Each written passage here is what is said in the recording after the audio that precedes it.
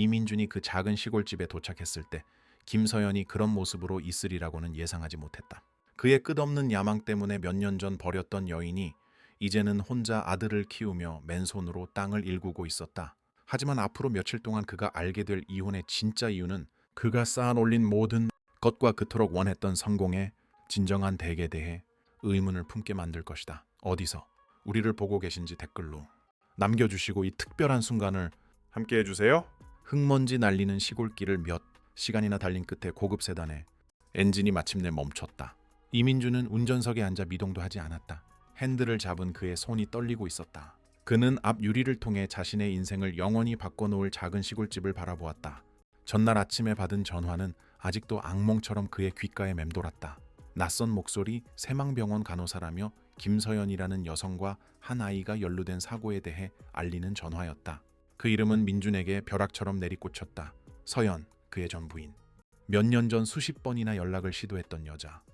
그리고 야망에 눈이 멀었던 그가 철저히 무시했던 여자. 산모는 안정적이지만 이 번호로 꼭 전화해달라고 특별히 부탁하셨어요. 아들에 대해 이민준 씨와 급히 할 이야기가 있다고 하셨습니다. 간호사는 그렇게 설명했다. 아들? 그 단어는 터지기 직전의 폭탄처럼 그의 가슴 속에서 울렸다.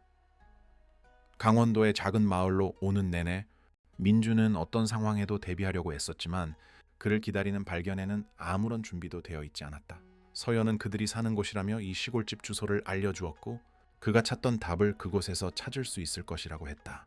민주는 휘청거리는 다리로 채에서 내려 소박한 나무 대문을 향해 걸어갔다. 집은 수수했지만 잘 가꾸어져 있었고 과일나무들이 줄지어 서 있었으며 수년간의 정성이 엿보이는 텃밭이 있었다. 대지 중앙에는 소박한 집 한 채가 서 있었는데 오후의 햇살을 반사하는 밝은 색으로 칠해져 있었다. 아이들의 목소리가 집 뒤편에서 들려왔다. 민주는 소리를 따라 본체를 돌아갔고 그가 본 광경에 마치 배를 한 대 맞은 것처럼 완전히 멈춰섰다. 한 아이가 잔디밭에서 혼자 나무 블록으로 무언가를 만들며 놀고 있었다. 멀리서 보아도 한 번도 본 적 없는 아이였지만 민주는 즉시 그 아이가 누구인지 알 수 있었다. 닮은 점은 의심의 여지가 없었다. 얼굴 윤곽, 집중하는 자세, 심지어 생각할 때 고개를 기울이는 방식까지 세상에 민주는 다리에 힘이 풀리는 것을 느끼며 중얼거렸다. 아이는 그의 존재를 알아차리고 고개를 들었다. 총명하고 호기심 많은 검은 눈동자. 민준 자신의 어린 시절 눈과 똑같았다. 안녕하세요. 아이는 자연스럽게 말했다. 누구 가주세요? 민주는 입을 열었지만 아무 소리도 나오지 않았다. 그는 몇 년 동안 존재조차 몰랐던 자신의 아들과 마주하고 있었다. 김서연 씨를 찾고 있어요. 민준이 겨우 입을 열었다. 아, 우리 엄마요. 어제 다치셔서 지금 쉬고 계세요. 아이는 나이답지 않은 진지함으로 설명했다. 의사 선생님이세요? 오늘 의사 선생님 몇 분이 오셨었는데. 아니, 의사 아니야. 내 이름은 이민준이야. 이름 멋지다. 제 이름은 김준서예요. 김준서. 서연의 결혼 전 성씨. 자신의 아들이 그의 성을 따르지 않는다는 사실은 민준에게 또 다른 충격적인 일격이었다. 준서. 아주 예쁜 이름이구나. 민준은 천천히 다가가며 말했다. 멱슬리니? 8살이요. 다음 달에 9살 돼요. 준서가 자랑스럽게 대답했다. 엄마가 항상 그랬던 것처럼 우리 둘만을 위한 작은 파티를 열어줄 거예요. 8살.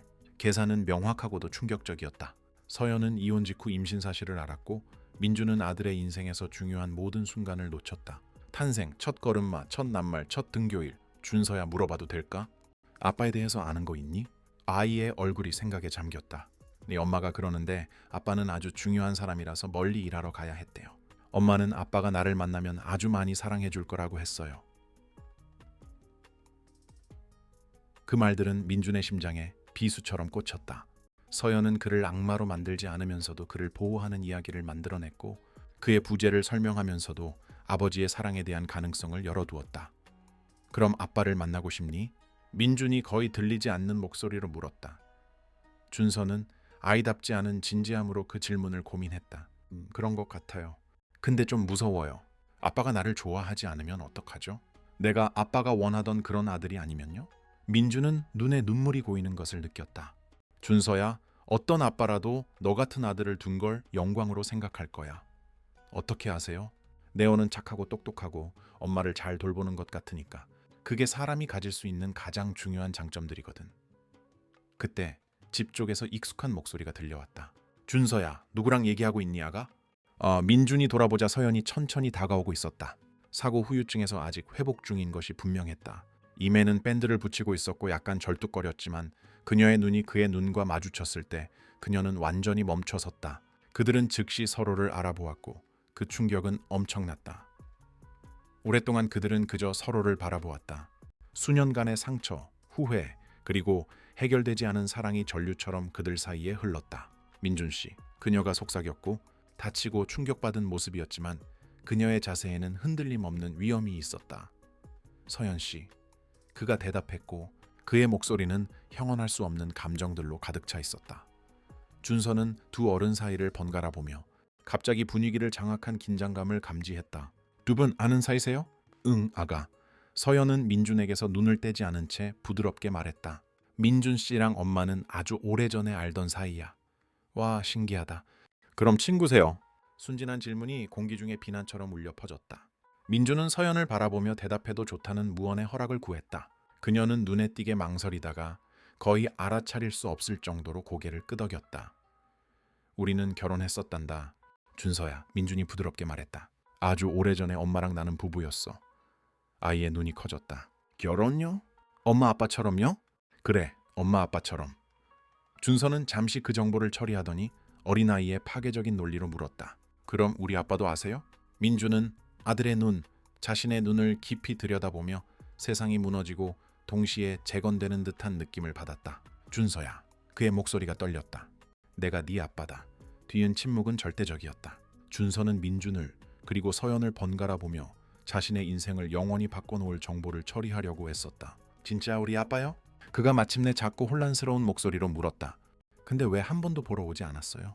그 간단한 질문은 민준이 그의 사업 경력에서 겪었던 어떤 복잡한 비난보다도 더 파괴적이었다. 네가 존재하는지 몰랐으니까. 민준은 이제 자유롭게 흘러내리는 눈물을 느끼며 인정했다. 그리고 그게 내 인생의 가장 큰 비극이야.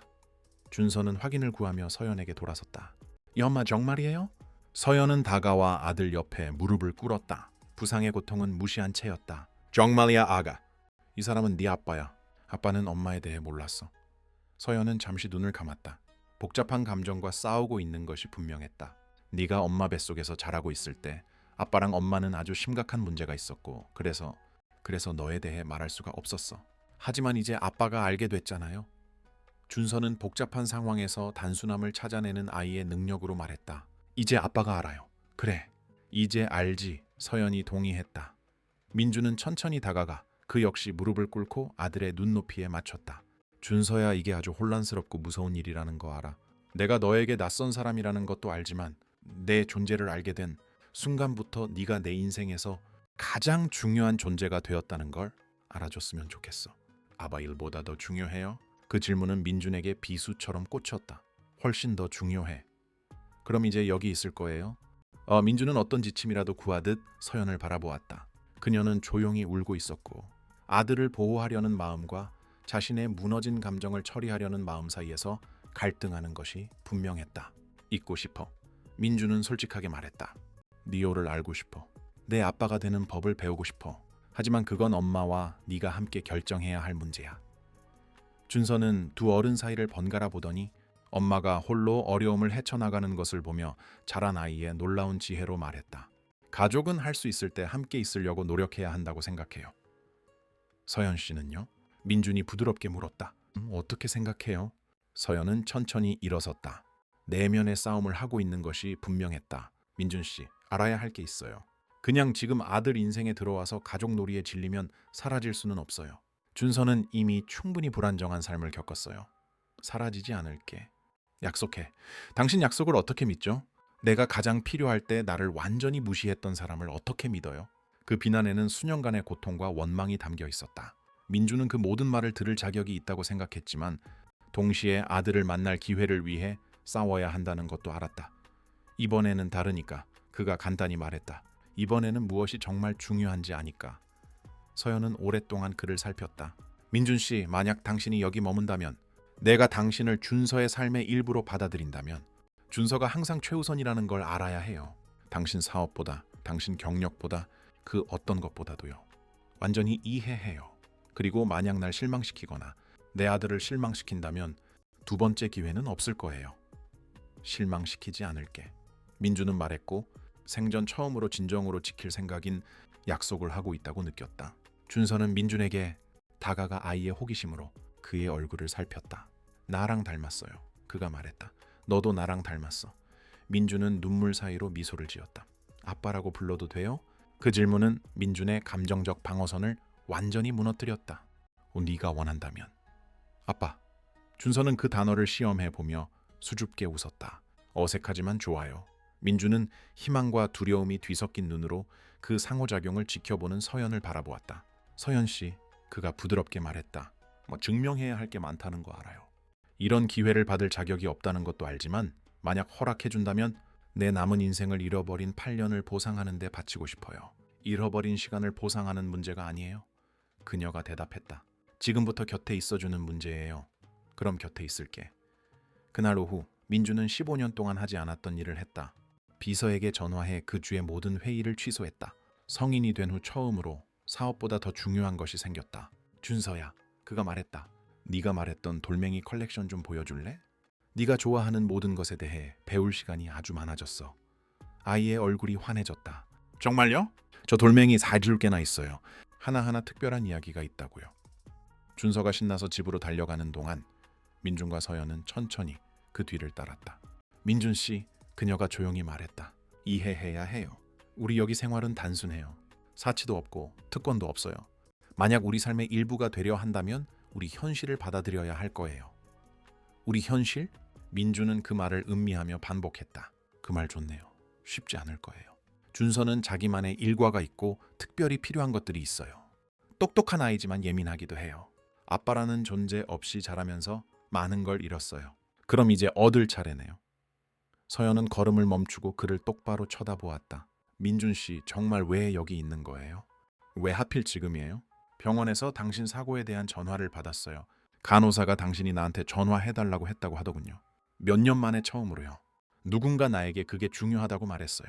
거래를 성사시키거나 계약서에 서명하는 게 아니라 한 아이가 아빠를 필요로 하기 때문이라고요.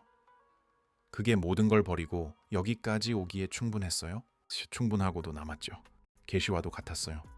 집 안으로 들어섰을 때 민주는 그 공간의 아늑한 단순함에 감동했다. 기능적이지만 잘 관리된 가구, 벽에 걸린 서연과 준서의 사진들, 곳곳에 놓인 화분들. 그곳은 진정한 집이었다. 그의 펜트하우스 아파트가 결코 될 수 없었던 그런 곳. 준서의 방은 아이의 창의력으로 폭발했다. 벽에는 그림이 붙어 있었고 임시로 만든 선반에는 책들이 쌓여 있었으며 작은 책상 위에는 강박적일 정도로 정밀하게 정리된 유명한 돌멩이 컬렉션이 있었다. 이게 제가 제일 좋아하는 돌이에요. 준서는 금빛 줄무늬가 있는 작은 돌을 조심스럽게 들며 말했다. 우리 집 뒤 가을에서 찾았어요. 엄마가 황철석일 수도 있대요. 아름답구나. 민주는 돌을 섬세하게 받으며 말했다.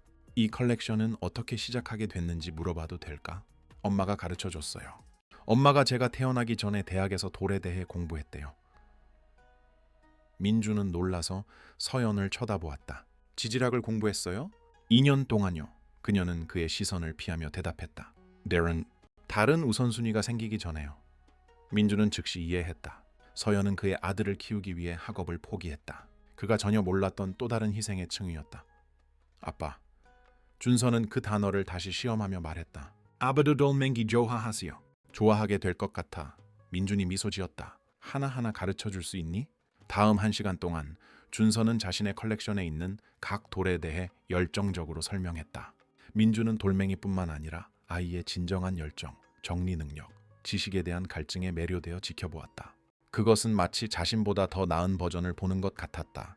모든 지능과 결단력을 갖추었지만 친절함과 순수한 호기심으로 조화를 이룬 모습이었다. 준서야, 서연이 부엌에서 불렀다. 아빠를 위해 특별한 저녁을 준비해볼까? 저도 요리 도와도 돼요?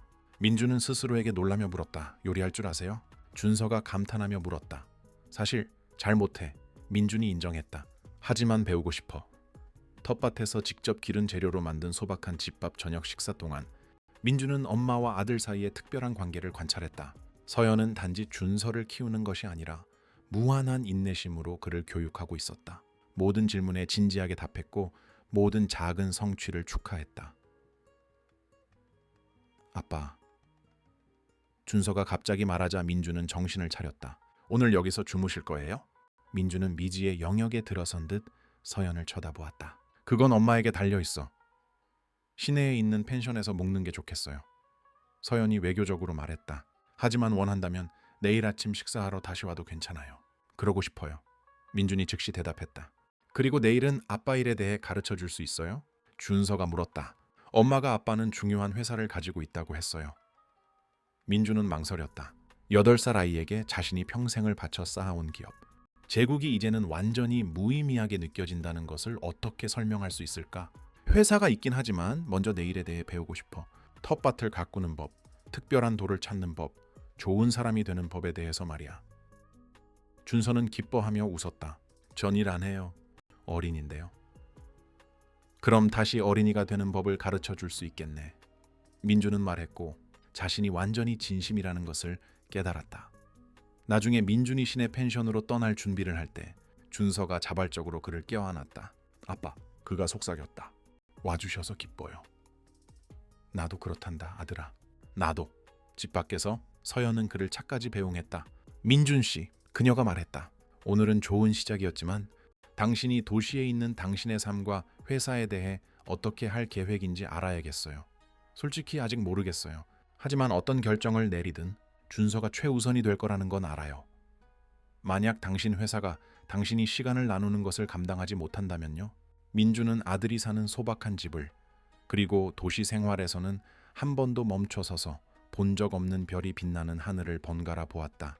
그렇다면 아마도 성공이 진정으로 무엇을 의미하는지 알아낼 때가 된 거겠죠. 그날 밤 소박한 펜션방에 홀로 남은 민주는 비서에게 전화를 걸었다. 박 비서, 앞으로 몇 달간 내 일정을 재조정해야겠소. 당분간 원격으로 근무할 겁니다. 회장님. 하지만 다음 주에 호라이즌 건설 투자자들과의 미팅이 있습니다. 한 달 뒤로 미루시오. 그리고 박 비서, 만약 기다릴 수 없을 만큼 급한 사업이라면 아마도 우리가 해서는 안 될 종류의 사업일 거요. 민주는 전화를 끊고 누웠지만 잠이 오지 않았다. 그의 마음은 단 하루 만에 일어난 변화의 크기로 소용돌이쳤다.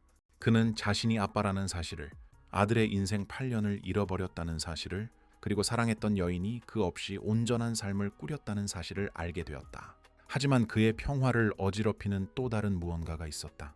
그가 준서에 대해 몰랐다고 했을 때 서연이 보였던 반응, 그녀의 눈빛에는 이야기가 보이는 것보다 더 복잡하다는 암시가 있었다. 그리고 그녀가 지지락을 포기하게 만든 다른 우선순위에 대해 말했을 때 민주는 단순히 아이를 키우는 것 이상의 쓴맛을 감지했다. 잃어버린 그 세월 동안 무언가 일어났고 서연은 아직 그 모든 것을 말하지 않았다. 그리고 민주는 그 모든 진실을 알게 되었을 때 자신의 무관심이 아들과 잃어버린 시간 이상의 대가를 치르게 했다는 것을 이해하게 될 것이라고 의심했다. 다음 날 아침 식사를 하러 돌아갔을 때 민주는 아빠가 되는 법뿐만 아니라 어쩌면 상상했던 것보다 훨씬 더 큰 피해를 복구하는 방법을 알아내기로 결심했다. 다음 날 아침 민주는 희망과 두려움이 뒤섞인 폭발적인 감정을 안고 그 집으로 돌아왔다. 그는 밤새도록 잠을 이루지 못했고 아빠가 되었다는 황홀감과 모든 것을 다시 망칠 수 있다는 공포 사이를 오갔다. 눈을 감을 때마다 왜 한 번도 찾아오지 않았냐고 묻는 준서의 얼굴이 떠올랐다. 대문 앞에 주차했을 때 그는 그곳에 다른 차가 있는 것을 알아차렸다. 그 시골 분위기와 어울리지 않는 어두운 세단이었다. 그의 뱃속이 불길한 예감으로 뒤틀렸다. 준서는 그가 차에서 내리기도 전에 신이 난 아이에 주체할 수 없는 에너지로 그에게 달려왔다. 아빠 정말 다시 오셨네요. 엄마는 아빠가 밤사이에 마음이 바뀔지도 모른다고 했어요. 순진한 그 말은 민준의 마음을 깊이 파고들었다. 당연히 서연은 그의 잔류를 의심할 것이다. 그는 이전에 그녀를 너무나 많이 실망시켰다. 돌아오겠다고 약속했고 너에게 한 약속은 항상 지킬 거야. 민주는 아들의 눈높이에 맞춰 무릎을 꿇으며 말했다. 항상요? 준서가 진지하게 물었다. 항상. 그들은 함께 집을 향해 걸어갔다. 준서는 아빠에게 그 땅에서 자신이 가장 좋아하는 장소들을 모두 보여줄 계획에 대해 신나게 이야기했다. 하지만 부엌에 가까워졌을 때 민주는 안에서 들려오는 격앙된 목소리를 들었다. 8년 만에 우리 인생에 불쑥 나타나서 모든 게 당신 뜻대로 될 거라고 기대할 수는 없어요. 서연의 목소리는 감정에 차 있었다. 서연아, 넌 전체 상황을 이해하지 못하고 있어. 한 남자의 목소리가 대답했다. 민준이 즉시 알아차린 그 목소리에 그의 피가 차갑게 식었다. 그의 아버지였다. 민준은 준서의 손을 잡고 갑자기 멈춰섰다. 아들, 내 방에서 잠깐만 놀고 있을래? 어른들이 할 얘기가 있어서 그래. 하지만 아빠한테 보여주고 싶었는데. 준서가 항의하기 시작했다. 이따가 약속할게. 지금은 중요한 일을 해결해야 해. 민준의 어조에 무언가 아이를 경계하게 만들었는지 그는 더 이상 묻지 않고 집 안으로 달려 들어갔다. 민준은 심호흡을 하고 부엌 문으로 들어섰다. 그가 마주한 장면은 그를 말문이 막히게 했다. 그의 아버지 이강혁 회장이 마치 그곳의 주인인 양부엌 식탁에 앉아 있었고 그의 앞에는 서류철이 열려 있었다. 서연은 분명히 흥분한 상태로 서서 방어적인 자세로 팔짱을 끼고 있었다. 민준아, 그의 아버지는 어려운 협상에서 항상 짓던 그 통제된 미소를 지으며 일어섰다. 네가 와서 다행이구나. 가족끼리 이 문제를 해결할 수 있겠지? 무서운 문제를요? 민준이 물었다. 하지만 그의 일부는 이미 파괴적인 무언가를 발견하게 될 것이라는 것을 알고 있었다. 아버지, 여기서 뭐 하시는 겁니까? 가족의 이익을 보호하고 있지. 이강혁이 차분하게 대답했다. 언제나 그랬듯이. 서연은 분노와 배신감 같은 것이 뒤섞인 표정으로 민준을 쳐다보았다.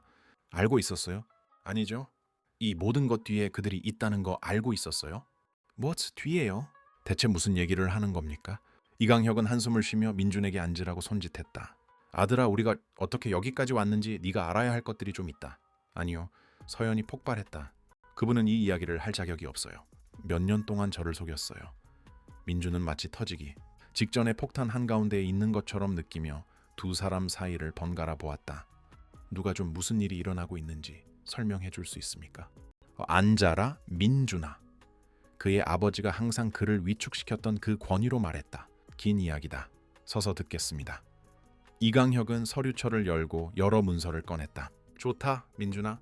5년 전에 네가 왜 그렇게 감정적으로 불안정한지 알아보기 위해 사설 탐정을 고용했다. 불안정하다고요? 네오는 15kg나 살이 빠졌고 하루에 20시간씩 일했으며 가족 전화도 받지 않았지. 내 어머니는 네가 마약을 하거나 정신적인 문제에 직면했다고 걱정했다. 민준은 죄책감을 느꼈다. 그는 이혼 후 정말로 일에 집착하는 사람이 되었고 회사를 감정을 다루는 것을 피하는 수단으로 사용했다. 탐정은 서연이가 이혼 후 너에게 여러 번 연락을 시도했다는 것을 알아냈다. 이강혁은 그녀가 쏘아보는 살벌한 시선을 무시하며 말을 이었다. 우리는 그녀가 임신했고 네가 듣기를 거부한 것처럼 보인다는 것을 알게 되었다. 거부하지 않았습니다. 민준이 폭발했다. 저는 몰랐어요. 지금은 알지만 그 당시에는 네가 무책임하다고 생각했다. 민준은 서연에게 돌아섰다. 왜 그 연락 시도에 대해 나에게 말하지 않았어요? 당신 가족이 말하지 말라고 했으니까. 그녀는 분노에 눈물을 흘리며 소리쳤다. 준서가 3살 때 그들이 저를 찾아왔어요.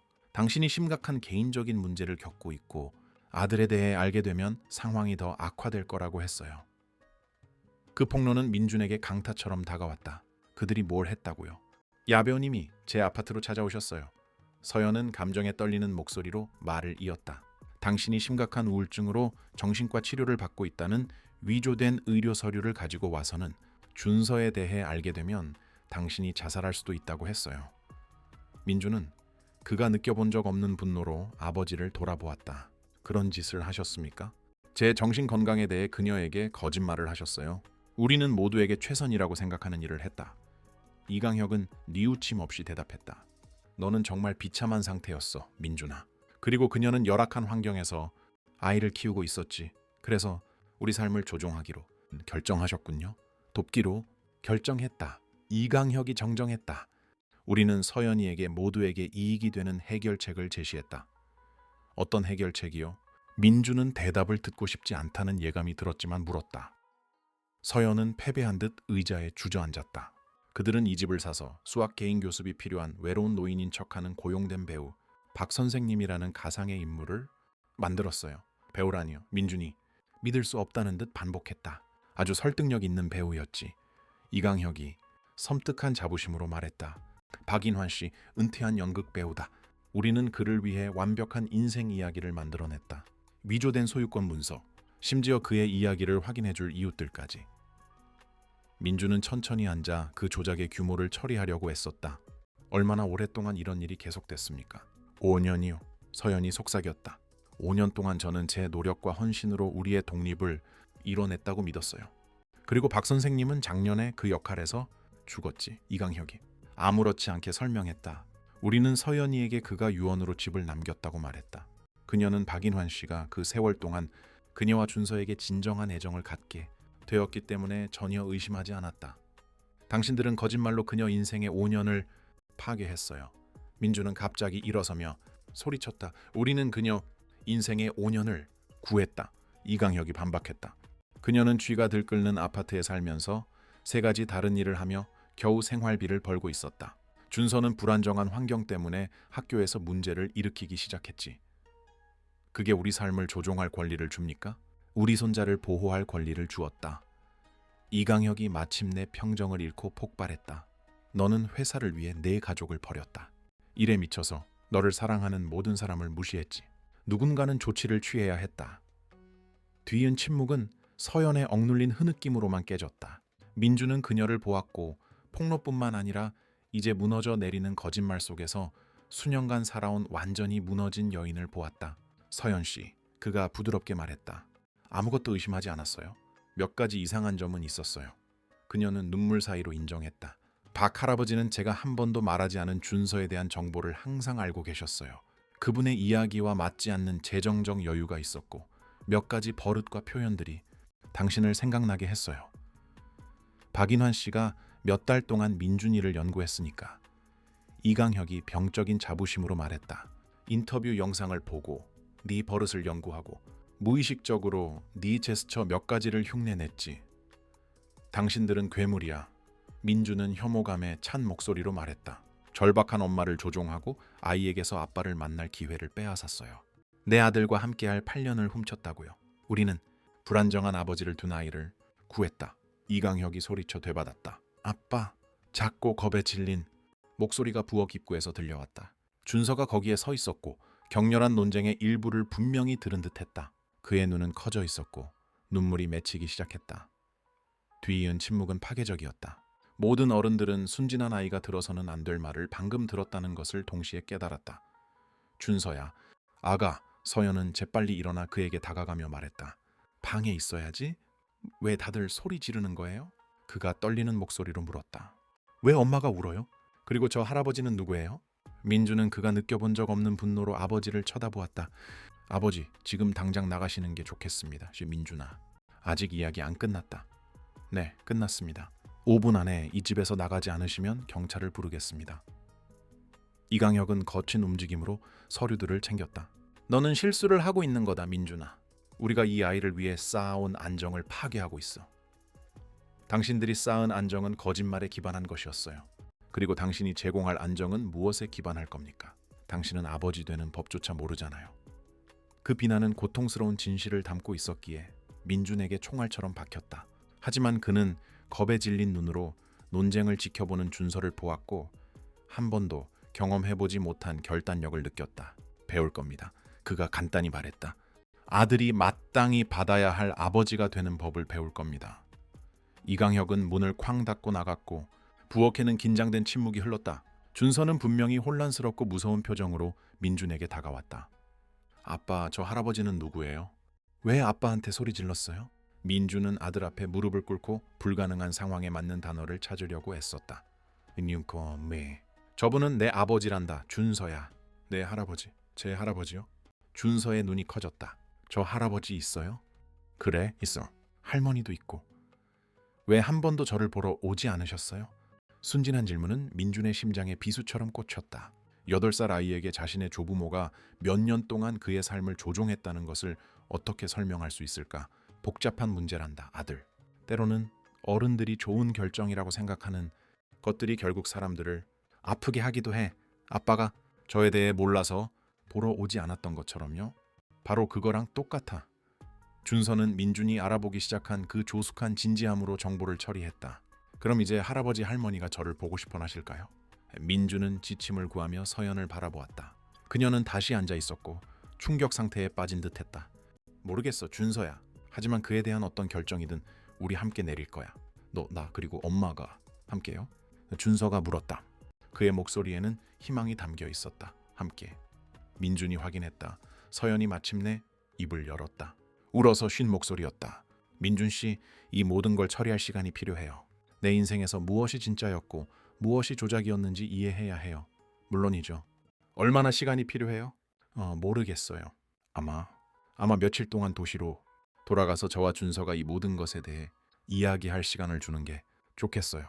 안 돼요. 준서가 즉시 항의했다. 아빠는 이제 막 왔어요. 이제 막 내 아빠가 됐다고요. 벌써 가면 안 돼요. 민주는 가슴이 찢어지는 것을 느꼈다. 준서야, 엄마가 오늘 아주 힘든 일을 겪었어. 생각할 시간이 필요해. 하지만 아빠가 돌아오지 않으면 어떡해요? 전처럼 영원히 가버리면 어떡해요? 영원히 가지 않을게. 약속해. 어떻게 확신할 수 있어요? 민주는 잠시 생각하더니 졸업 선물로 받아 한 번도 뺀 적 없는 손목에 비싼 시계를 풀었다.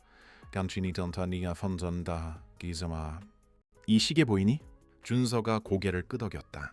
할아버지 시계였어. 그 다음엔 내 아버지에게, 그 다음엔 나에게 왔지. 언젠가는 내 것이 될 거야. 내가 항상 돌아올 거라는 보증으로.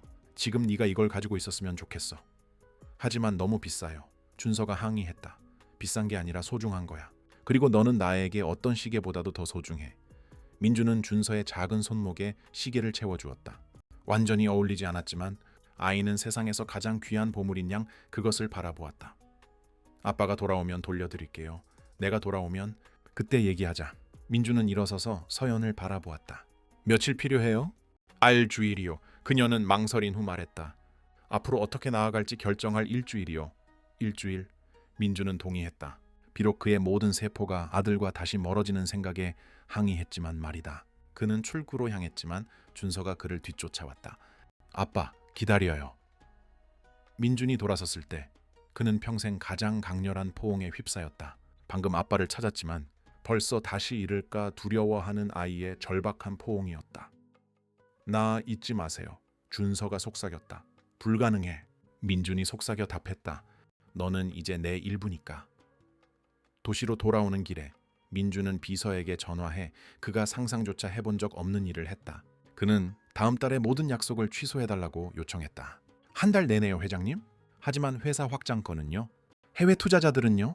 이희네 박 비서, 방금 8살짜리 아들이 있다는 걸 알게 됐소. 우리 가족이 5년 동안 우리 삶을 조종했다는 것도 알게 됐고 사업과 관련된 건 뭐든지 기다려야 할 거요. 아들이요? 그녀의 목소리에 놀라움이 역력했다. 군 아들. 그리고 만약 회사가 내 부재 한 달을 견디지 못한다면 그건 아마 가질 가치가 없는 회사일 거요. 그날 밤 민주는 한때 그의 가장 큰 자랑이었지만 이제는 차갑고 생명력 없게 느껴지는 펜트하우스 사무실에 앉았다. 그리고 그는 목록을 만들었다. 진짜 아빠가 되기 위해 배워야 할 모든 것의 목록, 그의 가족이 초래한 피해를 복구할 모든 방법의 목록, 그리고 다시는 아들과의 소중한 순간을 놓치지 않기 위해 그의 삶에서 할 모든 변화의 목록이었다.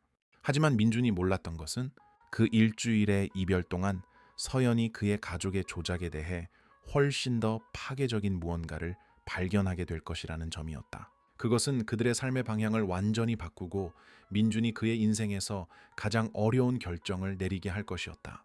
그의 부모가 준서를 숨기도록 동기를 부여한 진짜 이유는 그가 상상했던 것보다 훨씬 더 어두웠다. 그리고 서연이 그 진실을 발견했을 때 민주는 그녀의 신뢰를 되찾는 것이 그가 가진 모든 도덕적 원칙을 시험할 전투의 시작에 불과하다는 것을 이해하게 될 것이었다. 그 집에서 멀리 떨어진 처음 사흘 동안 민주는 펜트하우스에서 우리에 갇힌 짐승처럼 행동했다. 사무실을 이리저리 서성이며 어떤 업무에도 집중하지 못했고 서연의 전화를 바라며 강박적으로 핸드폰을 확인했다. 한때 그의 하루 24시간 중 20시간을 차지했던 회사는 방금 만난 아들과 떨어져 있다는 파괴적인 불안감 앞에서 이제는 무의미해 보였다. 회장님, 그의 비서 박 비서가 그날 아침 10번째로 그의 주의를 끌려고 시도했다. 호라이즌 건설과의 합병 서류에 긴급히 서명하셔야 합니다. 책상 위에 두시오. 민주는 서류를 쳐다보지도 않고 무심하게 대답했다. 나중에 확인하겠소. 회장님, 500억 원 규모의 계약입니다. 투자자들이 몇 주째 기다리고 있습니다. 민준이 마침내 그녀를 돌아보자 박 비서는 사장의 모습에 깜짝 놀랐다. 그는 단 3일 만에 눈에 띄게 수척해져 있었다. 눈 밑에는 다크서클이 짙었고 이전에는 보인 적 없는 신경질적인 불안함을 보였다. 박 비서, 자녀가 있소? 예상치 못한 질문에 그녀는 당황했다. 네, 회장님. 아들 둘이 있습니다. 하루 종일 못 본 적 있어? 물론입니다. 출장 갈 때는요? 그럴 때 기분이 어떻소? 박 비서는 조심스러운 영역에 발을 딛고 있음을 깨닫고 망설였다. 보고 싶지만 하루가 끝나면 집으로 돌아갈 거라는 걸 압니다. 그럼 8년 동안 그들이 존재하는지도 모르다가 하루 만나고 다시 떨어져야 하는 것을 상상해 보시오. 민주는 임원용 의자에 무겁게 앉았다. 돌아왔을 때 그들이 더 이상 당신을 원하지 않을 수도 있다는 두려움을 안고 사는 것을 상상해 보시오. 박. 비서는 마침내 상사가 겪고 있는 고통을 이해하고 침묵을 지켰다. 계약은 며칠 더 기다릴 수 있소. 민준이 간단히 말했다. 지금은 내 가족보다 중요한 건 아무것도 없소. 모든 것이 다시 바뀐 것은 그날 오후였다. 민준이 억지로 재무보고서를 검토하려고 할 때 그의 핸드폰이 울렸다. 서연이 아니라 모르는 번호였다. 여보세요, 이민준입니다. 나이 든 남자의 목소리가 물었다. 네, 누구시죠? 제 이름은 박인환입니다. 회장님께서는 저를 박 선생님으로 알고 계시죠? 급히 드릴 말씀이 있습니다. 그 이름은 민준에게 벼락처럼 내리꽂혔다. 당신이 한 짓을 생각하면 나한테 전화할 용기가 있소? 이민준 회장님, 5년 동안 저는 서연 씨와 준서와 매일 함께 지냈습니다. 처음에는 그냥 일이었지만 그들은 제 가족이 되었습니다. 제가 정말 어떤 목적으로 이용되고 있는지 알게 되었을 때 저는 비밀리에 모든 것을 기록하기 시작했습니다. 기록이라니 무슨 말이요?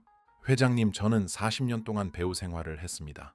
사람들을 관찰하고 다른 사람들이 놓치는 세부 사항을 기록하는 법을 배웠습니다. 지난 2년 동안 저는 처음에 들었던 것보다 훨씬 더 사악한 일이 벌어지고 있다는 것을 깨달았습니다. 어떤 종류의 일이요? 전화로는 말씀드릴 수 없습니다. 제가 발견한 것을 직접 보여드려야 합니다. 당신의 부모님이 저를 고용한 진짜 이유에 관한 것입니다. 민주는 망설였다. 그의 모든 세포는 그 병적인 사기극과 관련된 어떤 것이든 거부하고 싶었다. 하지만 박인환의 목소리에 담긴 절박함은 불안한 호기심을 불러일으켰다. 어디서? 식당 아침에 뜰입니다. 저녁 8시. 박준서 이름으로 예약된 테이블입니다. 그리고 회장님, 믿을 만한 사람을 데려오십시오. 제가 보여드릴 것은 비밀로 하기에는 너무 위험합니다. 정확히 8시. 민주는 이전에 인터뷰했던 초의 기자와 함께 식당에 도착했다.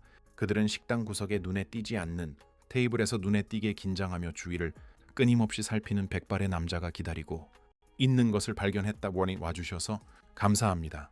박인환은 그들이 앉자 말했다. 제가 참여한 일 이후에 신뢰를 받을 자격이 없다는 것을 알지만 제가 발견한 것은 제 실수보다 더 큽니다. 그럼 말씀하시죠. 민준이 차갑게 말했다. 박인환은 바닥에서 작은 서류철을 꺼냈다.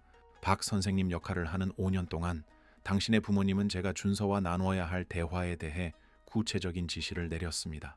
저는 그것이 정상적인 교육적 지침이라고 생각했습니다. 아니었습니까?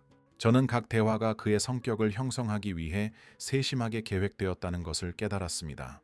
제가 의문을 제기하기 시작했을 때 그들은 아이를 위한 것이라고 말했지만 2년 전에 이걸 발견했습니다. 박인환은 문서 사진을 보여주었다. 회의 중에 아버님 사무실에 접근할 수 있었습니다. 이것들은 준서가 한 번도 만난 적 없는 전문가들이 작성한 상세한 심리 보고서 사본입니다. 민주는 사진들을 살펴보고 피가 차갑게 식는 것을 느꼈다. 서연 씨 모르게 어떻게 심리평가를 했소? 집의 전략적 지점에 설치된 숨겨진 카메라와 지향성 마이크를 통해서요. 방 안에는 아니었습니다.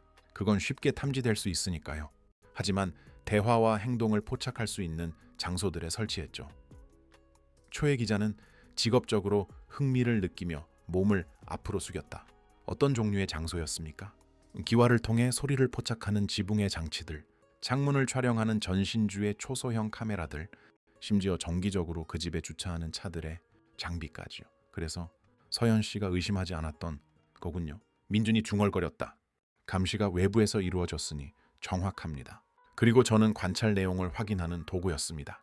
제가 제공한 준서의 행동에 대한 각 보고서는 녹화물과 상호, 참조되어 완전한 심리 프로필을 만드는데 사용되었습니다. 초에 기자는 빠르게 메모했다. 이 분석의 목적은 무엇이었습니까? 박인환은 대답하기 전에 망설였다. 처음에는 손자의 발달에 대한 조부모의 걱정이라고 생각했지만 완전한 보고서를 보았을 때 그것이 훨씬 더 계산적이라는 것을 이해했습니다. 무슨 뜻입니까? 그들은 준서가 회사의 미래 상속인으로 적합한지 평가하고 있었습니다.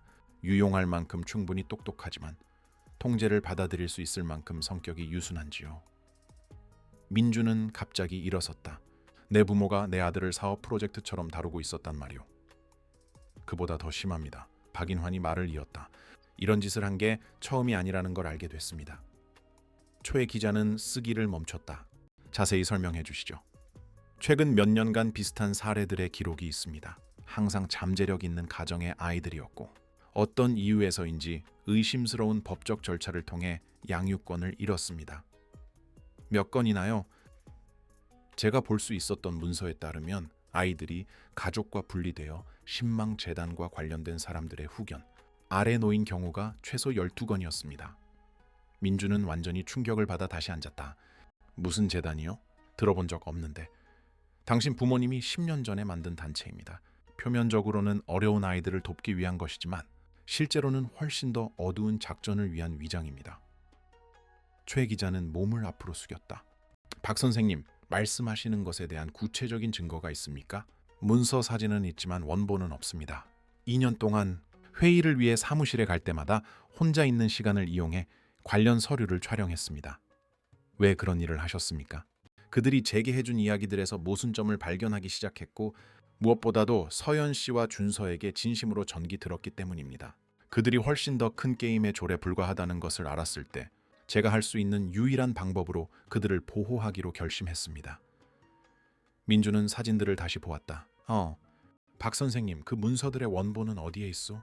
아베오님 개인 사무실 금고 안에 있습니다. 그분만이 접근할 수 있는 금고입니다.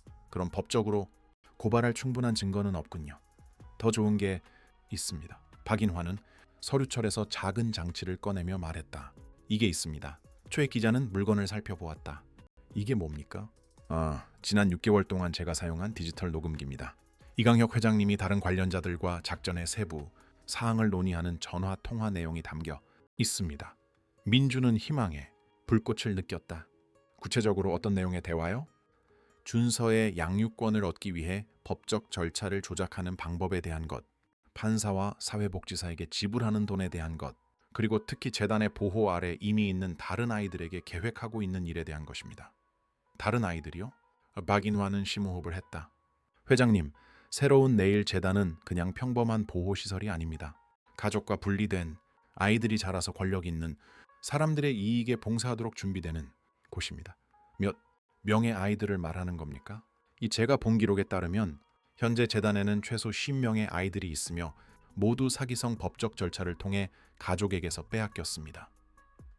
최 기자는 완전히 쓰기를 멈췄다. 이건 자선으로 위장한 아동 인신매매입니다. 정확합니다. 그리고 준서는 단지 최신 희생양이 될 뻔한 겁니다. 민주는 신체적인 메스꺼움을 느꼈다. 왜 지금 이걸 말해주는 거요? 왜 전에는 아니었어? 이 어제 제 계약이 영구적으로 종료된다는 것을 알게 되었기 때문입니다. 아버님은 제가 너무 많이 알아서 계속 살아있을 수 없다는 것을 분명히 하셨습니다. 직접적으로 위협했습니까? 이 나이든 배우들은 치명적인 심장 문제를 겪는 경우가 많다고 했습니다. 특히 비밀을 지키지 못하는 배우들은요.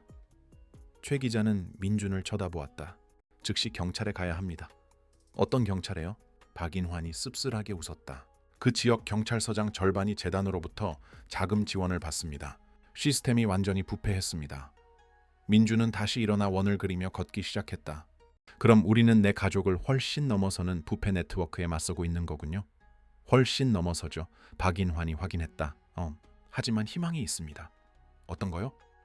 제가 녹음한 것에는 관련된 모든 사람의 이름, 지불 금액, 구체적인 날짜가 포함되어 있습니다. 연방 수사를 위한 충분한 증거입니다. 최 기자는 흥분했다. 이걸 전국적인 수준의 탐사보도 기자들에게 가져갈 수 있습니다. 시스템적인 부패에 맞설 자원을 가진 사람들이요. 하지만 먼저 민준이 말했다. 서연 씨와 준서를 보호해야 하오. 만약 내 부모가 우리가 이 증거를 가지고 있다는 걸 알게 되면. 그때 민준의 핸드폰이 울렸다. 서연이었고 그녀의 목소리는 공포에 떨고 있었다. 민준 씨, 지금 당장 여기로 와야 해요. 끔찍한 일이 일어났어요. 무슨 일이에요? 준서는 괜찮아요? 준서는 괜찮아요. 하지만 민준 씨 집 주변에서 이상한 장치들을 발견했고 오늘 공식 서류가 도착했어요. 당신 부모님이 준서의 임시 양육권을 얻기 위해 소송을 제기하고 있어요. 민주는 심각하게 고개를 끄덕이는 박인환을 쳐다보았다. 서연 씨, 지금 어디 있어요? 준서랑 이웃집 아주머니 댁에 있어요. 우리가 감시당했다는 걸 알고 우리 집이 안전하게 느껴지지 않아요. 거기로 돌아가지 말아요. 내가 도착할 때까지 거기 있어요. 지금 출발할게요. 민준 씨, 예비 심리가 다음 주로 잡혔어요. 이걸 어떻게 감당하죠? 함께 감당할 거예요. 그리고 이번에는 싸울 수 있는 무기가 있어요. 전화를 끊은 후 민주는 박인환과 최 기자를 쳐다보았다. 두 분 다 저와 함께 가야 합니다. 이 증거를 행동으로 옮길 때입니다. 민준 씨, 최 기자가 말했다. 우리가 겉보기에는 전체 법률 시스템을 통제하는 조직에 전쟁을 선포하고 있다는 것을 이해하십니까? 이해합니다. 하지만 수십 명의 무고한 아이들이 누군가 이 괴물들에 맞설 용기를 내주기를 기다리고 있다는 것도 이해합니다. 박인환은 모든 문서를 조심스럽게 챙겼다. 회장님, 아직 말씀드리지 않은 것이 하나 있습니다. 뭡니까? 여매어님, 최은희 여사님은 보이는 것만큼 이 작전에 대해 무지하지 않으십니다. 민주는 갑자기 멈춰섰다. 무슨 뜻이요? 제가 녹음한 것에는 그녀가 아이들을 가족과 분리시키기 위한 전략에 대한 논의에 적극적으로 참여하는 대화가 있습니다. 그 폭로는 민준에게 물리적인 타격처럼 다가왔다. 내 어머니가 적극적인 공범이라고요? 제가 가진 증거로는 그렇습니다. 그녀는 단지 못 본 척하는 아내가 아니라 의식적인 참여자입니다. 집으로 돌아가는 길에 민주는 커져가는 공포와 함께 그 정보를 흡수했다. 그의 부모는 그의 삶과 아들의 삶을 조종했을 뿐만 아니라 온 가족을 파괴하는 체계적인 작전의 일부였다. 최 기자, 그가 말했다. 새로운 내일 재단에 대해 즉시 조사하기 시작하시오. 필요한 모든 자원을 사용하고 만약 그들이 우리를 위협하려 한다면 그 위협도 기록하시오. 모든 것을 공개적으로 폭로할 때가 됐소. 하지만 민준이 몰랐던 것은 그의 어머니에 대한 의심이 단지 부분적으로만 옳았다는 것이었다. 최은희에 대한 진실은 훨씬 더 복잡하고 고통스러웠고 그가 그것을 발견했을 때 그는 그의 가족의 조작이 준서가 태어나기 훨씬 전부터 시작되었다는 것을 이해하게 될 것이었다. 전투는 이제 막 시작되었고 진실의 대가는 우리가 사랑하는 어떤 사람들이 우리가 상상조차 할 수 없는 악행을 저지를 수 있다는 것을 발견하는 것이 될 것이었다. 이웃집은 민준과 서연, 준서가 그 폭로의 규모를 처리하려는 임시 피난처가 되었다. 밤새도록 그들은 박인환이 제공한 문서 사진들을 검토했지만 서연은 여전히 깊은 충격 상태에 빠져 현실을 완전히 받아들이지 못했다. 5년, 그녀는 심리보고서 사진들을 보며 강박적으로 반복했다. 실험실 동물처럼 5년 동안 감시당했어. 듀마 서연 씨, 민준이 부드럽게 말했다. 달리 할 수 있는 게 아무것도 없었다는 걸 이해해야 해요. 그들은 불가능한 상황을 조종하는 전문가들이었어요. 하지만 뭔가 눈치챘어야 했어. 어떻게 엄마가 아들이 허락 없이 심리 분석을 받고 있다는 걸 모를 수 있어? 준서는 그녀의 품에서 불안하게 잠들어 있었고 어른들의 끊임없는 긴장에 분명히 영향을 받았다. 잠결에도 그는 민준의 시계를 가슴에 꼭 쥐고 있었다. 민준 씨, 이웃 아주머니가 신선한 커피를 가져오며 말했다. 빨리 결정을 내려야 해요. 여기서 무기한 머물 수는 없고 그 재판은 며칠 안 남았어요. 알고 있습니다. 민준은 박인환이 만든 녹음 기록을 연구하며 대답했다. 하지만 확실한 법적 전략이 필요해요. 불법적으로 얻은 증거를 가지고 그냥 법정에 나타날 수는 없어요. 밤새 세론 네일 재단을 조사했던 초혜 기자는 노트북에서 눈을 들었다. 민준 씨, 불안한 걸 발견했습니다. 재단은 10년 동안 존재했지만 법적 절차를 통해 아이들을 받기 시작한 건 지난 5년뿐입니다. 5년 전에 뭐가 바뀌었죠? 이강혁 회장이 재단 이사회의 의장이 되었습니다. 그전에는 정말 평범한 자선단체였습니다. 서연은 마침내 문서에서 눈을 뗐다. 그럼 모든 게 준서가 3살 때 시작되었다는 건가요? 정확히 당신 부모님이 준서에 대해 알게 되었을 때요? 민주는 확인했다. 재단이 작전을 확장하는 도구가 된 거군요. 하지만 왜 확장하죠? 그냥 준서를 통제하려고만 하지 않고요? 초희 기자는 그가 찾은 신문 기사들을 보여주었다. 시장이 있다는 걸 발견했기 때문입니다. 특정 프로필을 가진 아이들을 위해 막대한 금액을 지불할 의향이 있는 부유한 가족들이요. 시장? 서연이 경악하며 물었다. 전통적인 인신매매 의미는 아닙니다. 최 기자가 재빨리 설명했다. 더 정교하죠. 특정 특성을 가진 상속인을 원하지만 어떤 이유에서인지 자신들의 기준에 맞는 생물학적 자녀를 가질 수 없는 가족들입니다. 민주는 갑자기 일어섰다. 내 부모가 엘리트들을 위한 맞춤형 아이 공급자가 된 거군요. 겉보기에는 그렇습니다. 그리고 모든 과정에 합법성의 외관을 부여하기 위해 법률 시스템을 사용했습니다. 그때 민준의 핸드폰이 울렸다. 모르는 번호였지만 그는 받기로 결정했다. 여보세요, 민준아. 한 여성의 목소리가 속삭였다. 나야, 엄마. 민준은 다른 사람들에게 조용히 하라고 신호를 보냈다. 어머니, 어디 계세요? 시내 중심가의 공중전화에 있어. 아버지가 추적할 수 있어서 내 핸드폰은 쓸 수 없어. 왜 전화하셨어요? 조혜은이는 대답하기 전에 망설였다. 이 모든 일에 내가 어떻게 연루되었는지 진실을 말해야 해서. 민주는 뱃속이 조여드는 것을 느꼈다. 어떻게 연루되셨는데요? 네올라. 몇 년 동안 나는 어려운 아이들을 돕고 있다고 생각했어. 내 아버지는 재단이 기능 장애 가정에서 아이들을 구출해서 더 나은 가정에 보내준다고 말했지. 그리고 믿으셨어요? 믿고시 배웠어. 네가 일에 대한 집착으로 우리를 잃어버린 후에 나는 너무 쓸모없게 느껴졌어. 재단은 내게 목적을 주었지. 어머니, 정확히 무슨 일을 하셨는데요? 재단에서 아이들을 방문하고 교육 활동을 조직하고 이사회 회의에 참석했어. 사랑이 필요한 아이들에게 대리 할머니가 되어주고 있다고 생각했지. 민주는 점점 커지는 불신감으로 대화를 따라가는 서연을 쳐다보았다. 언제 진실을 알게 되셨어요? 지난주 네가 준서에 대해 질문하기 시작했을 때 네 아버지가 절박해졌어. 혼잣말을 하고 전략을 짜기 시작했지. 그때 내가 정말 무슨 일이 일어나고 있는지 이해하게 해준 전화 통화를 들었어. 어떤 종류의 대화요? 최은희는 울기 시작했다. 그가 변호사들과 서연이에 대한 증거를 조작하는 방법에 대해 이야기하고 법원 직원들에게 돈을 지불하는 것에 대해 논의하고 특히 다른 아이들의 일정을 앞당기는 것에 대해 이야기했어. 다른 아이들, 민준아. 지난 3년 동안 가족과 분리된 아이들이 재단에 최소 15명이나 있어. 그리고 네 아버지는 올해 안에 그들의 양육권을 특정 가족에게 이전할 계획이었어. 초에. 기자는 전화기 가까이 몸을 숙였다. 최 여사님, 구체적인 이름이나 세부 사항이 있습니까? 이분은 누구시죠? 최은희가 놀라 물었다. 우리를 돕고 있는 최 기자입니다. 민준이 설명했다. 어머니, 그를 믿으셔도 돼요. 이름 몇 개는 알아요. 그리고 아버지가 집에 보관하고 있는 개인 파일에 접근할 수 있어요. 그는 내가 문서의 중요성을 이해하기에는 너무 무지하다고 생각하죠. 민주는 희망의 불꽃을 느꼈다. 그 파일들을 촬영할 수 있겠어요? 할 수는 있지만 그가 알게 되면 너무 위험해. 어머니, 무고한 아이들이 고통받고 있고 가족들이 체계적으로 파괴되고 있어요. 알아? 그리고 의심 없이 참여한 내 자신이 미워. 하지만 민준아, 네 아버지는 아주 위험한 사람들을 고용했어. 어제 그가 문제 있는 증인들을 제거하는 것에 대해 누군가와 이야기하는 걸 들었어. 민준의 피가 차갑게 식었다. 박인환 씨에 대해 이야기하고 있었나요? 모르겠지만 준서 사건이 재판에 갈 때 느슨한 꼬리가 있어서는 안 된다고 언급했어. 서연은 분명히 흥분하여 일어섰다.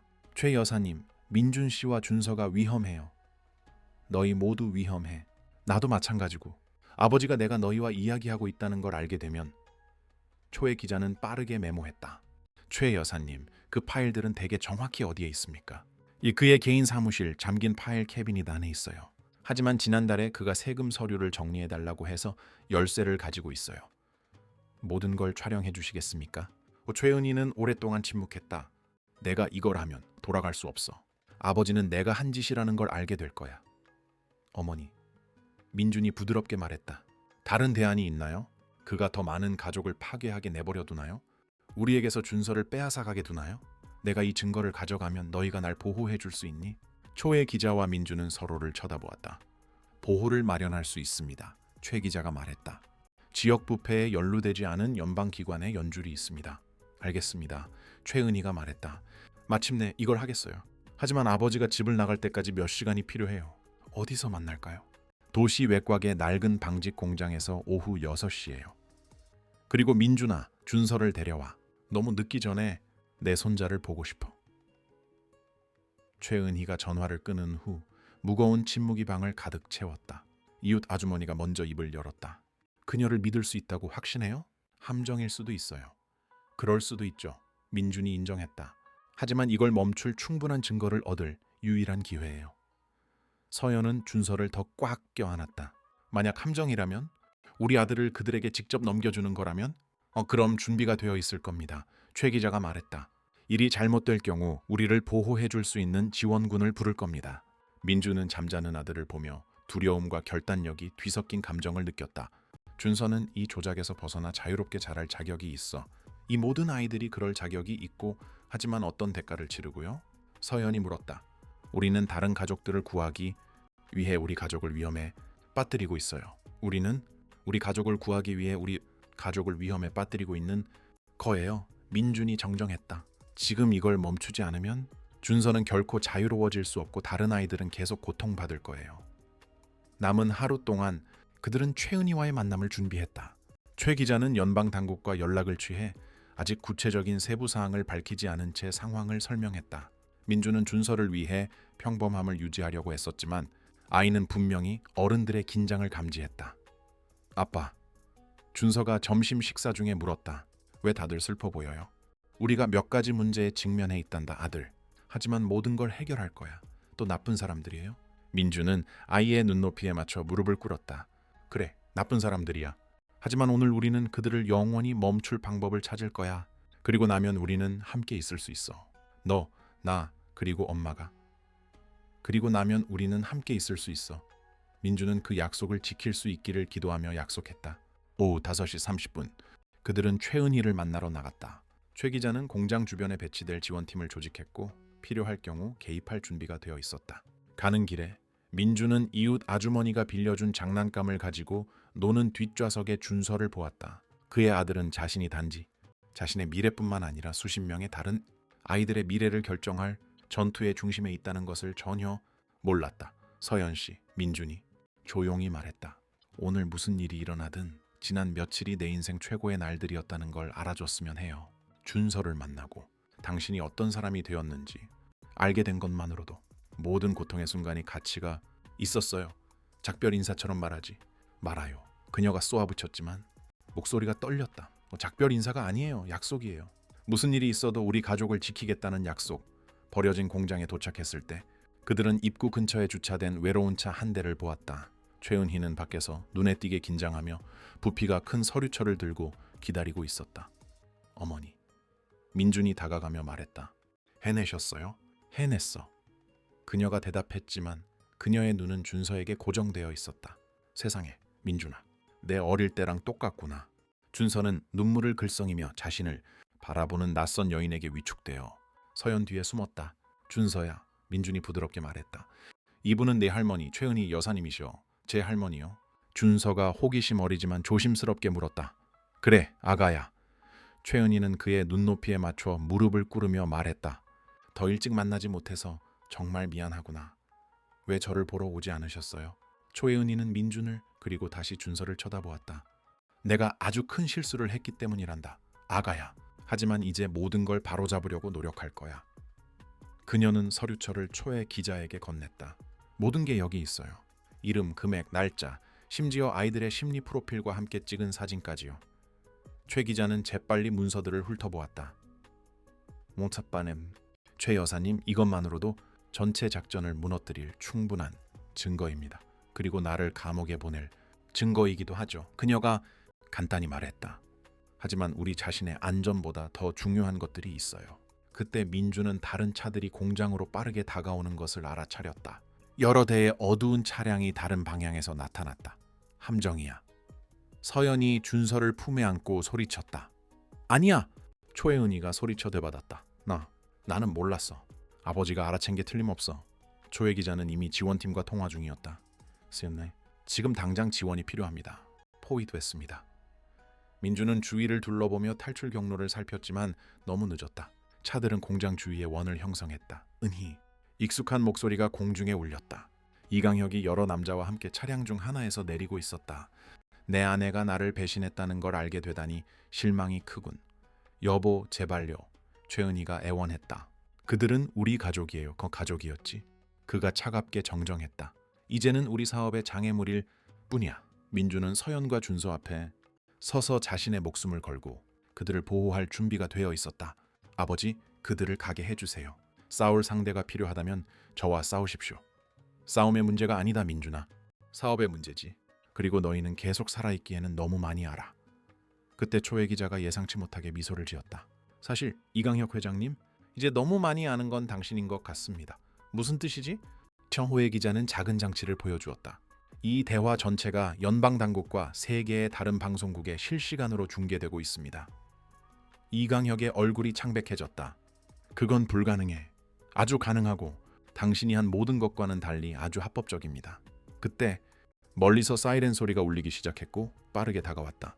최 기자는 단순한 지원팀 이상을 준비했다.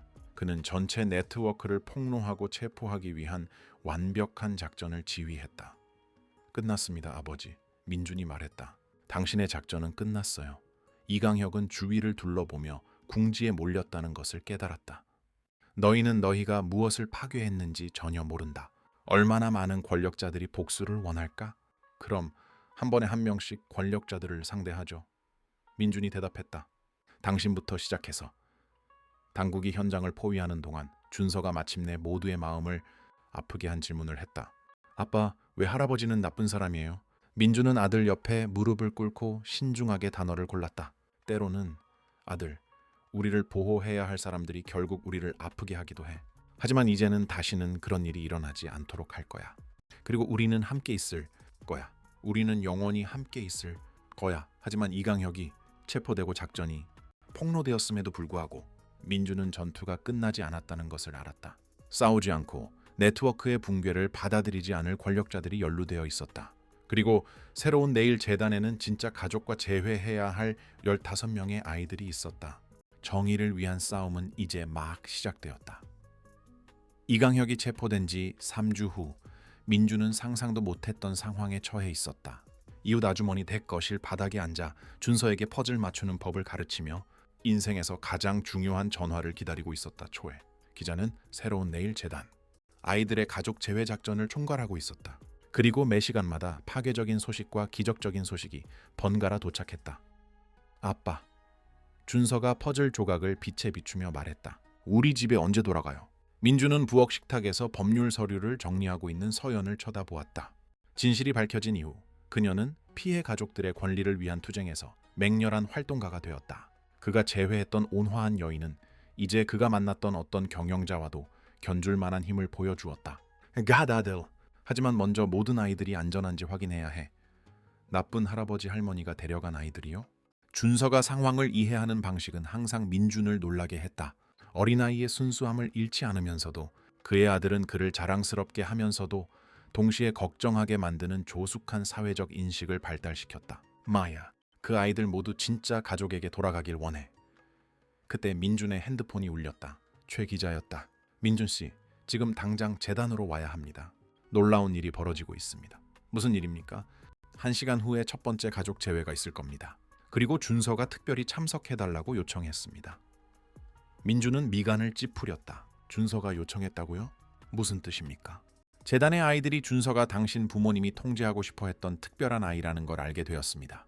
그들에게 준서는 희망의 상징이 되었습니다. 전체 작전을 폭로한 가족에게 감사하고 싶어 합니다.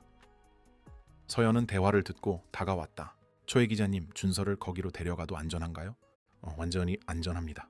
재단은 이제 연방 통제해 있고 솔직히 관련된 모든 아이들에게 치료 효과가 있을 거라고 생각합니다. 1시간 후 민준, 서연 그리고 준서는 새로운 내일 재단에 도착했다.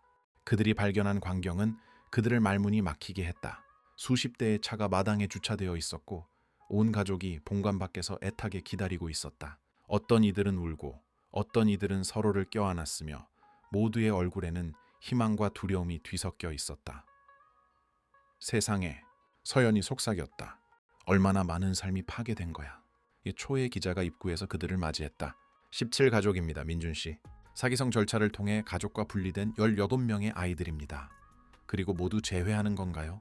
대부분은요. 불행히도 새 가족은 부패한 법률 시스템에서 싸우느라 너무 많은 시간을 허비해서 완전히 무너졌습니다. 부모는 이혼했고 일부는 심각한 정신건강 문제를 겪게 되었죠. 민주는 파괴적인 죄책감을 느꼈다. 내가 더 일찍 모든 것을 발견했다면 구할 수 있었을 사람들. 민준 씨, 익숙한 목소리가 그의 뒤에서 말했다.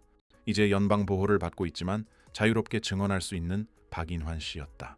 다른 사람들이 저지른 범죄에 대한 죄책감을 짊어질 수는 없습니다. 중요한 것은 진실을 알았을 때 행동했다는 것입니다. 박 할아버지. 준서는 박 선생님으로 알았던 남자를 껴안으러 달려가며 말했다. 괜찮으세요? 괜찮단다, 나의 어린 영혼아. 너와 내 가족이 아주 자랑스럽구나. 그들은 이제 연방사회복지사와 아동 트라우마 전문 심리학자들이 협력하여 재회센터로 운영되는 재단으로 들어갔다. 과거의 세뇌 장수와는 대조가 인상적이었다. 최 기자님, 한 사회복지사가 다가왔다. 김 씨 가족이 도착했습니다. 은지의 재회부터 시작할까요? 물론이죠. 준서가 은지를 부모님과 재회하기 전에 만나고 싶어 하나요? 준서는 수줍게 고개를 끄덕였고, 그들은 약 6살 정도로 보이는 여자아이가 인형을 가지고 혼자 놀고 있는 방으로 안내되었다. 그녀가 준서를 보자 눈이 빛났다. 내가 준서야? 우리가 집에 돌아가는 걸 도와준 아이. 안녕? 준서도 수줍게 대답했다. 내 이름 어떻게 알아? 여기 있는 사람들은 다 알아. 선생님들이 내 가족이 나쁜 사람들을 멈췄다고 했어. 민주는 그 상호작용을 지켜보며 한 번도 경험해보지 못한 감정을 느꼈다. 그의 아들은 자신도 모르는 사이에 상처받은 다른 아이들에게 희망의 상징이 되어 있었다. 은지야, 최 기자가 부드럽게 말했다. 부모님이 여기 와 계셔. 만나러 갈래? 이 A의 얼굴이 변했다. 두려움과 희망이 그녀의 표정에서 싸웠다. 아직도 저를 사랑하세요? 오랜 시간이 지났어도 부모님은 너를 사랑하는 걸 멈춘 적이 없단다. 최 기자가 안심시켰다. 은지가 부모와 재회하는 순간은 그 자리에 있던 누구도 결코 잊지 못할 순간이었다. 문이 열리고 그녀가 부모를 보았을 때 몇 초간의 망설임이 있었다. 너무 긴 이별과 심리적 세뇌의 시간이었다. 하지만 그녀의 어머니가 무릎을 꿇고 팔을 벌리며 그녀의 이름을 속삭였을 때 은지는 목숨이 달린 것처럼 달려갔다. 뒤이은 포옹은 그 자리에 있던 모든 어른들을 울게 만들었다. 그것은 무조건적인 사랑, 즉각적인 용서, 시간이나 조작으로도 완전히 파괴할 수 없는 연결의 순수한 구현이었다. 엄마, 은지가 흐느꼈다. 엄마 아빠가 나를 잊어버린 줄 알았어요. 절대 아니야, 우리 딸. 우리는 한 번도 너를 찾는 걸 멈춘 적이 없어. 준서는 민준의 손을 꽉 잡았다. 아빠, 왜 다들 울어요? 때로는 너무 행복할 때도 운단다, 아들아. 저도 행복해요. 은지가 집에 돌아갔어요. 다음 몇 시간 동안 민준과 그의 가족은 여러 다른 가족 재회를 지켜보았다. 각각은 감정적으로 독특했지만 모두 가족의 사랑이 회복되는 똑같이 파괴적인 마법을 공유했다. 재회 중간에 최 기자는 민준에게 그의 탐사 보도 결과를 보여주었다. 내일 전국의 모든 주요 신문에 기사가 실릴 겁니다. 수십 명의 공무원이 조사를 받고 있습니다. YJ그룹은 수사 중이며 최소 40명이 체포되었습니다. 그리고 제 어머니는요, 최은혜 여사님은 당국에 전적으로 협조하고 있습니다. 협조에 대한 감형을 받을 가능성이 높습니다. 정말 진심으로 뉘우치는 것 같습니다. 민주는 고개를 끄덕였다. 지난 몇 주 동안 그는 여러 번 감옥에 있는 최은희를 방문했다. 자신의 어머니가 행동의 결과를 마주하는 것을 지켜보는 것은 고통스러웠지만 필요했다. 그리고 놀랍게도 이러한 방문은 어머니와 아들을 이전에는 결코 이룰 수 없었던 방식으로 가깝게 만들었다. 최 기자님, 서연이 다가왔다. 지금 우리 가족의 법적 상황은 어떤가요? 완전히 자유롭습니다. 양육권 소송은 당연히 무효화되었습니다. 그리고 민준 씨, 법적으로 당신은 이제 준서와 회사에 대한 모든 부모의 권리를 갖게 되었습니다. 최 기자는 망설였다. 그건 당신이 내려야 할 결정입니다. YJ그룹은 새로운 경영진해 계속 운영될 수도 있고 해체될 수도 있습니다. 이제 당신이 모든 통제권을 가지고 있습니다. 민주는 근처 테이블에서 세 사람이 손을 잡고 있는 가족 그림을 그리고 있는 준서를 쳐다보았다. 어떻게 해야 할지 이미 아는 것 같습니다. 2주 후 민주는 양육권 심리를 치렀어야 할 바로 그 법정에 서 있었다. 하지만 이번에는 심판을 받는 것이 아니었다. 그는 너무나 많은 가족을 파괴한 부패, 네트워크에 대한 기소 측의 증인으로 증언하고 있었다. 이민준 씨, 연방검사가 물었다. 이 범죄 작전이 당신 가족에게 미친 개인적인 영향을 어떻게 설명하시겠습니까? 민주는 첫 줄에 앉아있는 서연과 준서를, 그리고 피고인석에 앉아있지만 협조로 인해 별도로 재판받게 될 최은희를 쳐다보았다. 검사님, 민준이 시작했다. 8년 동안 저는 제 아들을 만날 기회를 잃었습니다. 5년 동안 제 전 부인은 자신도 모르는 사이에 끊임없는 감시 아래 살았습니다. 평생 동안 저는 제 부모님이 실제와는 다른 사람이라고 믿었습니다. 그리고 그것이 정말 중요한 것에 대한 당신의 관점을 어떻게 바꾸었습니까? 민주는 심호흡을 했다. 성공은 이익이나 계약으로 측정되는 것이 아니라 우리가 쌓는 관계의 질, 우리가 주는 신뢰, 우리가 나누는 사랑으로 측정된다는 것을 배웠습니다. YJ그룹을 계속 경영할 계획이십니까? 아닙니다. 회사를 해체하고 그 자원을 이 작전으로 피해를 입은 모든 가족을 위한 보상기금을 만드는 데 사용할 것입니다. 그리고 처음부터 되었어야 할 아버지가 되는데 제 인생을 바칠 것입니다. 법정을 나섰을 때 준서는 민준이 기다리고 있던 질문을 했다. 아빠, 이제 문제가 다 끝났으니까 우리 같이 살 거예요? 아빠, 나 그리고 엄마요? 민준은 수줍게 미소 짓는 서연을 쳐다보았다. 지난 몇 주 동안 그들은 미래에 대해 폭넓게 이야기했다. 사랑이 완전히 사라진 것은 아니었지만 둘 다 모든 것을 처음부터 다시 쌓아야 한다는 것을 알았다. 준서야. 민준은 아들의 눈높이에 맞춰 무릎을 꿇으며 말했다. 그래, 우리 같이 살 거야. 하지만 천천히 집을 짓는 것처럼 하루하루 우리 가족을 만들어 갈 거야. 집처럼요? 정확히 집처럼 아주 조심스럽고 많은 사랑으로 벽돌 하나하나씩 6개월 후 민주는 모든 것이 시작된 그 집 근처에 산 소박한 집에서 토요일 아침에 눈을 떴다. 그의 예전 펜트하우스보다 훨씬 작았지만 훨씬 더 아늑했다. 준서는 옆방에서 잠들어 있었고 몇 달 만에 처음으로 나쁜 사람들에 대한 악몽 없이 평화롭게 꿈을 꾸고 있었다. 서연은 부엌에서 커피를 내리며 민준이 결혼 시절부터 알고 있던 노래를 조용히 흥얼거리고 있었다. 좋은 아침. 그가 부엌에 나타나자 그녀가 말했다. 좋은 아침. 잘 잤어요? 매일 밤 더 잘 자. 사실이었다. 그들이 일주일에 2번 받는 가족 치료는 효과가 있었다. 천천히 조심스럽게 그들은 편의나 의무에 기반한 단위가 아니라 의식적인 선택과 진정한 사랑에 기반한 진짜 가족이 되는 법을 배우고 있었다. 민준 씨, 서연이 말했다. 어제 은지한테서 편지가 왔어요. 민준은 미소 지었다. 제외한 아이들 중 몇몇은 준서와 편지를 주고받게 되었다. 그는 그들 모두에게 상징적인 형 같은 존재가 되었다. 뭐라고 했어요? 새 학교에서 잘 지내고 있고 부모님도 가족 치료를 받고 있고 준서를 자기 생일 파티에 초대하고 싶대요. 우리가 가야 한다고 생각해요? 준서가 다른 아이들이 잘 지내고 있다는 것, 우리의 싸움이 가치가 있었다는 것을 보는 게 중요하다고 생각해요. 그때 준서가 졸린 눈을 비비며 부엌에 나타났다. 좋은 아침, 가족. 가족이라는 단어는 항상 민준의 가슴을 뭉클하게 만들었다. 그의 아들은 그 단어를 마치 귀한 보물처럼 자랑스럽게 사용하는 법을 배웠다. 요현 아침 캠피언. 오늘 토요일인데 뭐 하고 싶어? 이웃 할머니 댁에 가서 꽃을 드리고 싶어요. 이웃 할머니는 준서에게 비공식적인 입양 할머니가 되었다. 매주 그들은 그녀를 방문하여 꽃을 드리고 그녀의 이야기를 들었다. 그것은 그들이 자연스럽게 만든 가족 전통 중 하나였다. 그리고 나서는 준서가 말을 이었다. 아빠 정원 일 도와드려도 돼요? 민주는 정원 가꾸기에 대한 예상치 못한 열정을 발견했다. 흙을 만지고 식물이 자라는 것을 보고 생명을 창조하는 것은 그가 뒤로한 기업 세계와는 정반대였다. 물론이지. 오늘 해바라기를 심을 거야. 왜 해바라기요? 해바라기는 어디에 심겨 있든 항상 해를 향해 고개를 돌리거든. 우리 가족처럼 가장 힘든 순간에도 항상 빛을 찾으려고 노력하는 것처럼 말이야. 그날 오후 민준과 준서가 정원에서 일하는 동안 그의 전 부인은 부엌 창문에서 그들을 지켜보았다. 그 장면은 깊은 감동을 주는 단순함 그 자체였다. 아버지와 아들 흙 묻은 손으로 봄에 피어날 씨앗을 심고 있었다. 준서야? 민준이 말했다. 비밀 하나 말해줄까? 맞스만해. 너를 만나기 전에는 일하는 게 세상에서 가장 중요한 거라고 생각했어. 성공이란 돈과 권력을 갖는 거라고 생각했지. 지금은요?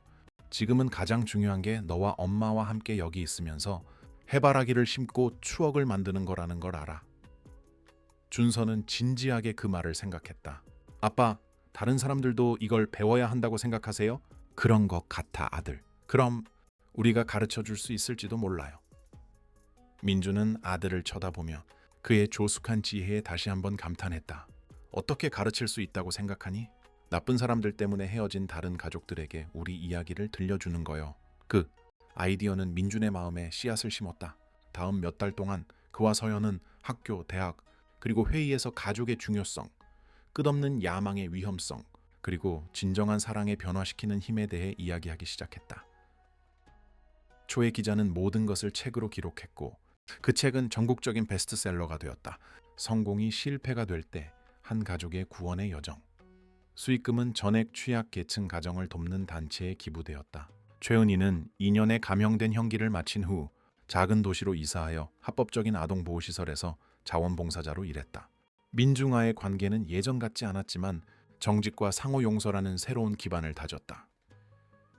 박인환 씨는 연극계로 돌아갔지만 윤리와 사회적 책임에 대한 간견자도 되었다. 박 선생님으로서의 경험은 그를 아동 권리의 맹렬한 옹호자로 만들었다. 모든 것을 바꾼 사건들로부터 1년 후 민주는 서연을 제외하고 준서에 대해 알게 된 바로 그 장소에 다시 서 있었다. 하지만 이번에는 축하를 위해서였다. 준서의 9번째 생일이었고 그들은 이제 공식적으로 가족 소유가 된 그 집에서 파티를 열기로 결정했다. 제외한 모든 아이들이 그들의 가족과 함께 참석하여 공유된 역경 속에서 태어난 일종의 확장된 가족을 만들었다. 아빠. 준서는 다른 아이들이 노는 것을 지켜보는 그에게 다가가며 말했다. 질문 하나 해도 돼요? 언제나. 아빠는 예전에 나쁜 사람이었던 걸 후회하세요? 그 질문은 언제나처럼 민준을 강타했다. 준서는 가장 복잡한 문제의 핵심을 꿰뚫는 질문을 하는 독특한 능력이 있었다. 준서야, 너와 엄마와 함께한 시간을 잃어버린 건 깊이 후회하지만 완전히 후회하지는 않아. 왜냐하면 그런 사람이었기 때문에 지금의 이 사람이 되는 법을 배울 수 있었으니까. 무슨 뜻이에요? 내가 그런 실수를 저지르지 않았다면 아마 무엇이 정말 중요한지 결코 배우지 못했을 거야. 때로는 진정으로 자신을 찾기 위해 길을 잃어야 해. 준서는 그를 특징 짓는 진지함으로 정보를 처리하며 고개를 끄덕였다. 그럼 이제 아빠는 자신을 찾으셨어요? 민주는 주위를 둘러보았다. 서연은 다른 엄마들과 활기차게 이야기하고 있었고 아이들은 잔디밭에서 자유롭고 행복하게 뛰어놀고 있었으며 강제적인 이별 후 몇 년 만에 재회한 가족들, 그리고 그의 전 부인이 사랑으로 만든 수제 케이크가 놓인 소박한 테이블. 이제 나를 찾았어. 그가 확인했다. 아빠. 응. 사랑해요. 나도 사랑해, 아들. 세상에서 무엇보다도. 그날 밤 모든 손님이 떠난 후 민준, 서연, 그리고 준서는 잔디밭에 앉아 별을 바라보았다. 그것은 그들이 만든 전통이었다. 모든 특별한 날의 끝에 갖는 조용한 감사의 순간들이었다. 서연 씨. 민준이 부드럽게 말했다. 고마워요. 뭐가요?